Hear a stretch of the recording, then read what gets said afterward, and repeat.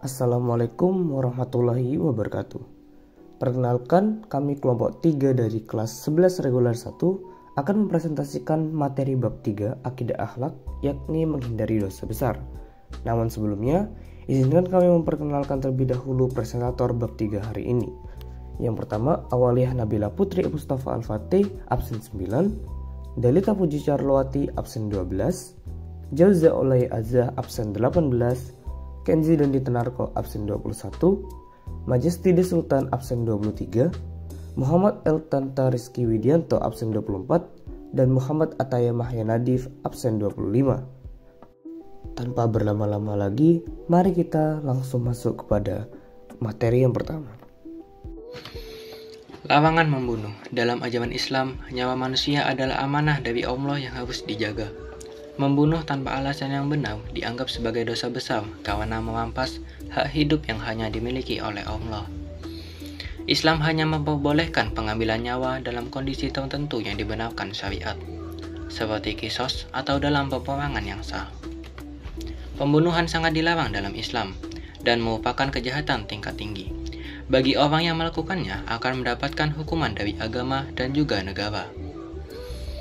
Jika ada orang yang bertikai atau berkelahi dan berusaha saling membunuh lawannya, apabila salah satu dari yang bertikai tersebut ada yang menjadi korban, maka kedua-duanya akan dimasukkan ke dalam neraka. Karena pada hakikatnya, kedua belah pihak mempunyai niat untuk membunuh lawan-lawannya. Dalil pertama, A'udzubillahi minasyaitonirrajim. Bismillahirrahmanirrahim. Wala taqtulun nafsal lati harramallahu illa bil haqq. Yang artinya, dan janganlah kamu membunuh jiwa yang diharamkan Allah, melainkan dengan sesuatu yang benar. Quran Surat Al-Isra ayat 33. Dalil kedua, A'udzubillahi minasyaitonirrajim. Bismillahirrahmanirrahim. Wa may yaqtul mu'minan muta'ammidan fajaza'uhu jahannamu khalidan fiha waghadiballahu alaihi wa la'anahu wa a'adda lahu 'adzaban 'azima. Yang artinya, barang siapa yang membunuh seorang mukmin dengan sengaja, maka balasannya ialah jahanam. Kekal ia di dalamnya, dan Allah murka kepadanya dan mengutukinya serta menyediakan azab yang besar baginya.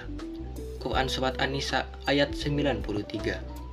Dalil 3, A'udzubillahi minasyaitonirrajim. Bismillahirrahmanirrahim. Man qatala nafsan bighairi nafsin aw fasadin fil ardi faka'annama qatalan nasa jami'a. Yang artinya, barang siapa yang membunuh seorang manusia bukan karena orang itu membunuh orang lain atau bukan karena membuat kerusakan di muka bumi, maka seakan-akan dia telah membunuh manusia seluruhnya. Quran Surat Al-Ma'idah ayat 32. Dampak pembunuhan bagi keluarga korban bisa menimbulkan dendam berkepanjangan, trauma yang sulit dilupakan, dan bagi anak kecil bisa saja menimbulkan adanya gangguan psikis atau psikopat. Bagi pelaku pembunuhan, mendapatkan sanksi, tidak tenang jiwanya, dihantui oleh rasa bersalah, diancam akan masuk neraka jahanam. Dan bagi masyarakat, akan menimbulkan perasaan tidak nyaman atas pembunuhan yang terjadi di sekelilingnya. Selanjutnya adalah liwat. Al-Mawardi mengatakan bahwa liwat adalah persetubuhan antara lelaki dengan lelaki. Istilah yang paling mendekati adalah homosexuality atau sodomi dalam bahasa Inggris. Jika diterjemahkan ke dalam bahasa Indonesia adalah homoseksual. Liwat adalah salah satu bentuk perilaku seks menyimpang. Di mata Islam, perilaku ini dikategorikan sebagai bentuk pelanggaran yang besar. Umat Nabi Lut adalah yang mula-mula melakukan perilaku menyimpang ini, sehingga azab Allah diturunkan untuk menjadi peringatan kepada manusia yang tidak tunduk kepada hukum atau ketentuan Allah. Adapun beberapa dalil yang membahas tentang liwat ini adalah Quran Surah Al-A'raf ayat 80 dan Quran Surah Al-A'raf ayat 33. Kemudian dampak dari liwat ini sendiri yaitu yang pertama, dikategorikan sebagai orang melampaui batas sesuai firman Allah Quran Surah Al-A'raf ayat 81. Kedua, dilaknat oleh Allah. ketiga, daya rusak lebih besar daripada zina karena dapat mengancam keberlangsungan spesies manusia. Kemudian yang keempat, Allah menamakan mereka sebagai kaum perusak dan orang yang zalim. Nah, kemudian di sini saya akan menjelaskan tentang LGBT. Apa itu LGBT? LGBT adalah singkatan dari lesbian, gay, biseksual, dan transgender. Dalam Islam, perilaku ini dianggap menyimpang, melanggar fitrah manusia, dan termasuk dosa besar, bahkan lebih berat dari zina. Kaum Nabi Lut dibinasakan karena perilaku ini dalam surat Al-A'raf ayat 80-81. Jenis-jenisnya itu ada 4. Yang pertama adalah lesbian, yaitu pasangan perempuan dengan perempuan, wanita yang mencintai atau merasakan rangsangan seksual sesama jenisnya, atau disebut sebagai wanita homoseksual. Yang kedua itu ada gay, yaitu pasangan laki-laki dengan laki-laki, laki-laki yang mencintai atau merasakan rangsangan seksual sesama jenisnya, atau disebut sebagai laki-laki homoseksual. Yang ketiga ada biseksual, yaitu orang yang mempunyai sifat kedua jenis kelamin, yakni laki-laki dan perempuan, tertarik kepada kedua jenis kelamin, baik pada laki-laki maupun kepada perempuan. Yang keempat itu ada transgender, yaitu orang yang memiliki gender atau ekspresi gender yang berbeda dengan seksnya, yang ditunjuk pada saat lahir. Orang transgender itu kadang-kadang disebut sebagai transseksual jika ia menghendaki bantuan medis untuk merubah alat kelaminnya. Dalam Khazanah Keilmuan Islam, ada beberapa istilah yang berkaitan dengan LGBT, yaitu sihak atau lesbi, liwat atau homoseksual, dan tahanus tarajul itu adalah banci atau tomboy. Terus ada juga istilah yakni khunsa, kelamin ganda sejak lahir atau intersex, bukan transgender. Dan dalil keharaman. Surat Al-Mu'minun ayat 5-7 menjelaskan bahwa hubungan seksual hanya dibenarkan dalam pernikahan. Surat An-Nisa ayat 119 mengubah ciptaan Allah adalah godaan setan. Surat Al-A'raf ayat 33, semua perbuatan keji fahisyah itu hukumnya ialah haram. Kemudian ada dampak negatif. LGBT juga dapat menimbulkan penyakit, antaranya itu ialah HIV/AIDS, dan ada penyakit lain yang dapat ditimbulkan. Contohnya itu ialah sarkoma Kaposi, yaitu penyakit kanker yang menyebabkan sebagian kecil jaringan abnormal tubuh tumbuh di bawah kulit, di sepanjang mulut, hidung, dan tenggorokan atau di dalam organ tubuh lainnya. Kemudian juga bisa menyebabkan penyakit jiwa. Nah, poin ketiga itu merusak tata kehidupan sosial, meningkatkan asusila, pelecehan, dan merusak tatanan moral masyarakat. Kesimpulannya ialah LGBT itu perbuatan yang amat sangat haram, menyimpang dari ajaran Islam, merusak fitrah, menimbulkan penyakit, dan merusak masyarakat. Wajib dijauhi oleh setiap muslim. Khamr secara kebahasaan berarti menghalangi dan menutupi.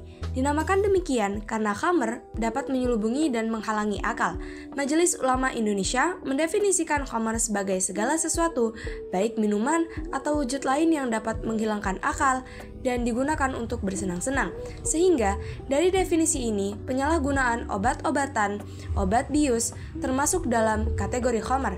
Merujuk kepada pengertian tersebut, maka jenis khamr tidak hanya berarti minuman keras yang terbuat dari anggur, tetapi mencangkup segala sesuatu yang memabukkan. Apakah ia berbentuk minuman atau dalam berbentuk hal lain, seperti pil, sigaret, atau sesuatu yang dihisap, cairan yang disuntikkan, dan sebagainya. Semuanya termasuk dalam pengertian khamr. Dalil menyebutkan, An Ibni Umar anna Rasulullah sallallahu alaihi wasallam qala, kullu muskirin khamru wa kullu muskirin haramun, yang artinya diriwayatkan dari Ibnu Umar bahwa Rasulullah sallallahu alaihi wasallam bersabda, setiap yang muskir memabukkan adalah khamr dan setiap yang muskir adalah haram. Hadis riwayat Muslim. Jadi, hadis ini membuktikan bahwa sesuatu yang kemudian dia bisa memabukkan, bisa membuat hilangnya akal, maka hal itu disebut khamr, baik wujudnya berupa minuman keras, pil, maupun sesuatu yang disuntikkan ke tubuh seorang manusia. Dan segala sesuatu yang memabukkan dan membuat hilang akal adalah sesuatu yang haram. Dampak mengkonsumsi khamr. Yang pertama, melanggar aturan agama, Islam melarang mengkonsumsi khamar karena apabila seseorang mengkonsumsi khamar, maka akan hilang akalnya.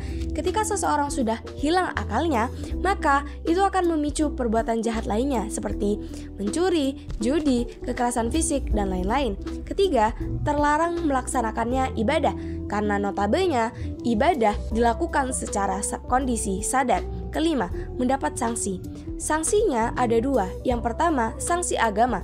Antara lain, Rasulullah SAW bersabda, tidak akan masuk surga pembangkang dan pecandu minuman keras.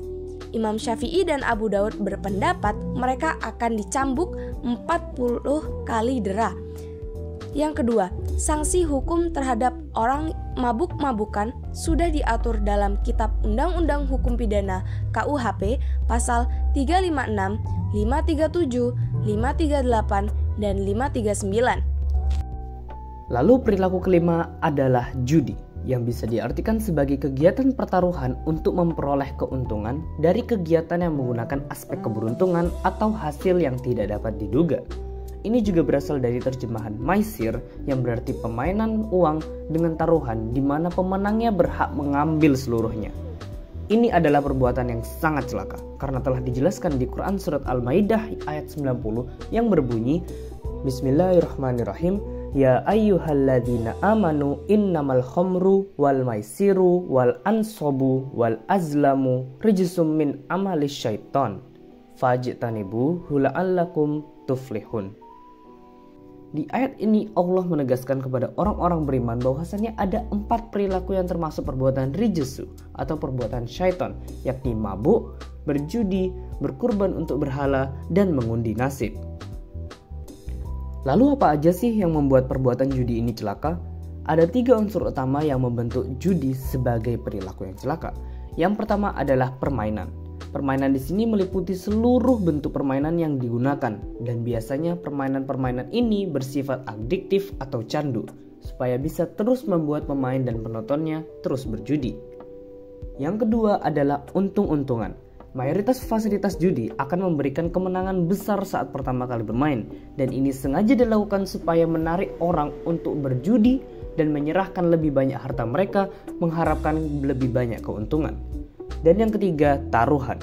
Taruhan dalam judi kerapnya berupa harta dan bahkan istri yang kemudian ditaruhkan dengan sistem ketidakpastian untuk kemungkinan mendapatkan keuntungan dan juga hingga menggandakannya. Lalu dampak dari aktivitas judi apa? Beberapa di antaranya termasuk meniru perilaku rijsu atau perilaku syaitan, menimbulkan perpecahan, hilangnya semangat untuk bekerja, dan hilangnya kesadaran waktu dan juga tidak pernah merasa puas. Lantas bagaimana dong kita menghindarinya? Kita perlu bekerja sama dengan tokoh masyarakat, agama, serta pemerintah untuk memberantas judi. Bisa berupa pemblokiran fasilitas ataupun sosialisasi. Kita juga harus menghindari pergaulan yang berujung pada judi, serta sadar bahwa judi itu dosa besar. Perbanyak amal soleh, mencari rezeki yang halal, bersyukur, serta tak lupa untuk senantiasa menunaikan kewajiban secara istiqomah terhadap keluarga, lingkungan, dan Allah Subhanahu wa Ta'ala. Nah, hikmah yang kita dapatkan dari judi ini yakni melindungi kehidupan sosial dari dampak-dampak tadi, meningkatkan etos, kualitas, dan produktivitas masyarakat, mendatangkan keberkahan, menimbulkan semangat kerja, dan menciptakan kedamaian sesama umat yang juga menumpuk rasa malu dan kasih sayang sesama umat manusia. Yang selanjutnya adalah mencuri. Dalam KBBI, mencuri artinya mengambil milik orang lain tanpa izin atau dengan tidak sah. Sedangkan dalam istilah syara, mencuri diartikan perbuatan orang mukallaf yang mengambil harta orang lain secara sembunyi-sembunyi. Jika harta tersebut mencapai 1 nisab, terambil dari tempat simpanannya, dan orang yang mengambil tidak mempunyai andil kepemilikan terhadap harta tersebut. Tidak hanya dilarang dalam kehidupan bermasyarakat, mencuri juga dilarang dalam agama. Dalilnya terdapat pada Quran Surah Al-Maidah ayat 38 yang artinya, laki-laki maupun perempuan yang mencuri, potonglah tangan keduanya sebagai balasan atas perbuatan yang mereka lakukan dan sebagai siksaan dari Allah. Allah Maha Perkasa lagi Maha Bijaksana. Mencuri dapat kita hindari dengan beberapa cara, yaitu yang pertama, mensyukuri nikmat yang diberikan oleh Allah. Dengan mensyukuri nikmat yang diberikan Allah, maka kita akan merasa cukup dengan rezeki yang kita peroleh. Yang kedua, menghormati hak milik orang lain. Yang ketiga, tanamkan dalam hati bahwa Allah Maha melihat semua yang kita kerjakan. Tentunya, jika kita menanamkan dalam hati bahwa Allah Maha melihat segalanya, segala sesuatunya, maka kita akan merasa takut jika melakukan dosa. Nah, selanjutnya, hikmahnya. Yang pertama, terjaminnya hak milik. Yang kedua, setiap orang akan termotivasi untuk bekerja keras. Adanya larangan ini membuat seseorang merasa hormat terhadap hak orang lain dan mendorong umat untuk mencari rezeki dengan cara yang halal. Selanjutnya, kehidupan akan damai dan harmonis. Yang terakhir, itu meningkatkan rasa aman di lingkungan masyarakat. Nah, larangan mencuri ini pastinya nanti akan menciptakan rasa aman dan kepastian hukum. Karena nggak ada lagi kekhawatiran apabila barangnya diambil. Sehingga masyarakat akan cenderung lebih tertib dan damai. Durhaka kepada orang tua. Orang tua adalah orang yang telah merawat kita dari kecil hingga kini, dan merekalah yang menafkahi kita, berbuat apapun agar anaknya merasa bahagia. Sikap durhaka ialah tindakan ingkar terhadap perintah, baik perintah Tuhan ataupun orang tua. Durhaka kepada kedua orang tua atau uquq al-walidain adalah termasuk dosa besar yang tingkatannya mengiringi dosa syirik. Islam hanya memperbolehkan penolakan terhadap perintah orang tua jika bertentangan dengan syariat. Namun, dalam keadaan apapun, anak tetap wajib memperlakukan orang tua dengan hormat. Dalil pertama, A'udzu billahi minasy syaithanir rajim. Bismillahirrahmanirrahim. Wa'budullaha wa la tusyriku bihi syai'an wa bil walidaini ihsana. Yang artinya, sembahlah Allah dan janganlah kamu mempersekutukannya dengan sesuatu pun, dan berbuat baiklah kepada dua orang ibu bapa. Quran Surat An-Nisa ayat 36. Dalil kedua, A'udzu billahi minasy syaithanir rajim. Bismillahirrahmanirrahim. Wa wasaynal insana biwalidayhi ihsana. Hamalathu ummuhu kurhan wa wada'athu kurha wa hamluhu wa fisaluhu 30 syahra. Yang artinya, kami perintahkan kepada manusia supaya berbuat baik kepada dua orang ibu bapaknya. Ibunya mengandungnya dengan susah payah dan melahirkannya dengan susah payah pula. Mengandungnya sampai menyapihnya adalah 30 bulan. Quran Surat Al-Ahqaf ayat 15. Dan dari sebuah hadis dari Abdullah bin Amr, ia berkata, seorang Arab Badui datang kepada Nabi SAW lalu berkata, wahai Rasulullah, apakah dosa-dosa besar itu? Beliau menjawab, Isra, menyekutukan sesuatu dengan Allah. Ia bertanya lagi, kemudian apa?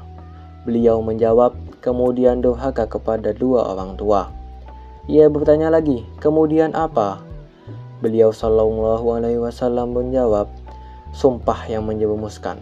Aku bertanya, apa sumpah yang menjerumuskan itu? Beliau SAW menjawab, sumpah dusta yang menjadikan dia mengambil harta seorang muslim. Hadis riwayat Al-Bukhari. Macam perbuatan durhaka, yaitu bermuka masam dan cemberut kepada orang tua, mencela orang tua baik secara langsung maupun tidak langsung, memandang sinis kepada orang tua, malu menyebut mereka sebagai orang tuanya, memberatkan orang tua dengan banyak permintaan. Bagi laki-laki yang sudah menikah, lebih mementingkan istri daripada orang tua, menelantarkan orang tua ketika masa tua atau saat membutuhkan anaknya. Dan dalam firman Allah, Quran Surat Al-Isra ayat 23, Bismillahirrahmanirrahim.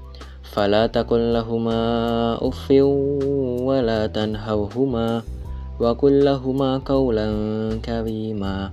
Artinya, maka sekali-kali janganlah kamu mengatakan kepada keduanya perkataan dan janganlah kamu membentak mereka dan ucapkanlah kepada mereka perkataan yang mulia. Dampak durhaka kepada orang tua adalah dibenci oleh Allah Subhanahu wa Ta'ala, disegerakan mendapatkan azab di dunia, terhalang masuk surga, termasuk ke dalam orang-orang yang hina, dan juga akan dipersulit hidupnya. Lalu, ada meninggalkan sholat. Seperti yang kita ketahui, sholat merupakan rukun Islam kedua setelah mengucapkan 2 syahadat, sehingga menjadi suatu pilar yang penting dalam pengabdian diri kita kepada Allah Subhanahu wa Ta'ala. Sholat juga merupakan amal pertama yang dipertanggungjawabkan di akhirat kelak. Hal ini didasari pada hadis Rasulullah SAW yang berbunyi, Buniyal Islamu ala khamsin, syahadati alla ilaha illallah wa anna Muhammadar Rasulullah, wa iqamis sholah, wa ita'iz zakah, wal haji, wa shaumi Ramadan. Jadi, Islam itu dibangun pada 5 tiang, yakni syahadatain, menegakkan sholat, menunaikan zakat, haji, serta puasa Ramadan. Alhasil, meninggalkan sholat merupakan dosa besar dan berujung pada 3 dampak utama, yakni yang pertama, menyebabkan kesesatan. Dengan menunaikan sholat, kita akan diberikan petunjuk oleh Allah SWT, dan itu berlaku sebaliknya. Apabila kita meninggalkannya, petunjuk itu tidak akan sampai sehingga berujung pada kesesatan. Yang kedua, dihukumi mendapatkan kecelakaan. Sholat adalah kewajiban utama seorang muslim, dan apabila melalaikannya, justru sama seperti melalaikan tugas utama kita sebagai seorang muslim. Allah SWT menyebutkan orang-orang inilah yang mendapatkan kecelakaan. Dan yang ketiga, diancam masuk neraka. Ketika sesuatu telah menjadi amal yang pertama kali dipertanggungjawabkan di akhirat, tentu itu adalah amal yang sangat penting. Itulah sholat. Dengan meninggalkannya, kita dapat diancam masuk neraka oleh Allah SWT. Selanjutnya adalah memakan harta anak yatim. Memakan harta anak yatim dengan batil sangat dikecam dalam Islam dan digolongkan ke dalam dosa besar. Di antara kewajiban wali terhadap anak yatim yang menjadi tanggung jawabnya adalah mengurusnya dan mengurus hartanya sebaik-baiknya. Ketika anak yatim itu telah dewasa dan mampu mengurus hartanya sendiri, hendaklah dia menyerahkan harta tersebut kepada si yatim tadi. Adapun dalil tentang larangan memakan harta anak yatim yaitu pada Quran Surat Al-Isra ayat 34. Berikut adalah dampak dari memakan harta anak yatim. Yang pertama adalah diancam masuk neraka. Memakan harta anak yatim dengan zalim diibaratkan seperti orang yang mengisi perutnya dengan api dan di akhirat akan dimasukkan ke dalam neraka yang apinya menyala-nyala. Selanjutnya, tergolong orang yang melakukan dosa besar. Memakan harta anak yatim secara zalim merupakan salah satu perbuatan yang dikategorikan dosa besar yang ancaman dosanya disamakan dengan dosa syirik, sihir, membunuh, memakan riba, berpaling dari perang yang berkecamuk, dan menuduh zina. Korupsi berasal dari bahasa Latin corruption, dari kata kerja corrumper yang bermakna busuk, rusak, menggoyahkan, memutar balik, dan menyogok. Dalam KBBI, korupsi secara harfiah berarti busuk, rusak, suka memakai barang yang dipercayakan kepadanya, dapat disogok melalui kekuasaannya untuk kepentingan pribadi. Ada beberapa bahaya korupsi, di antaranya yang pertama, penyebab kehinaan dan siksa api neraka. Nabi Muhammad SAW bersabda, sesungguhnya hulul korupsi itu adalah kehinaan, aib, dan api neraka bagi pelakunya. Yang kedua, menyengsarakan rakyat. Fasilitas-fasilitas yang seharusnya didapatkan oleh rakyat malah tidak bisa dimanfaatkan karena praktik korupsi. Yang ketiga, terhalang masuk surga. Seseorang yang mati saat membawa harta korupsi atau hulul, maka ia tidak bisa mendapat jaminan atau terhalang masuk surga. Yang terakhir, doanya tidak dikabulkan. Harta yang didapat dengan cara korupsi itu haram, sehingga hal tersebut akan menjadi salah satu penyebab tidak terkabulnya doa. Upaya-upaya pencegahan korupsi. Ada 3 upaya. Yang pertama, strategi preventif. Strategi ini merupakan upaya pencegahan agar seseorang tidak melakukan korupsi. Dalam strategi ini, kesadaran terhadap bahaya korupsi melalui penyuluhan-penyuluhan hukum ditingkatkan, baik di lingkungan masyarakat maupun lingkungan pendidikan. Yang kedua, strategi deduktif. Strategi ini membuat sistem deteksi dini atas tindakan korupsi, sehingga apabila ada indikasi perbuatan korupsi, akan dengan cepat terdeteksi, sehingga korupsi kecil ini gak akan menjadi korupsi yang lebih besar nantinya. Yang terakhir, strategi represif. Strategi ini dibuat dan dilaksanakan dengan tujuan memberikan sanksi hukum yang semaksimal mungkin terhadap pelaku korupsi, sehingga menimbulkan efek jerah.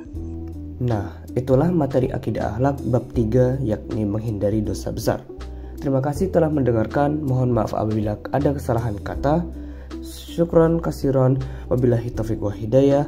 Wassalamualaikum warahmatullahi wabarakatuh.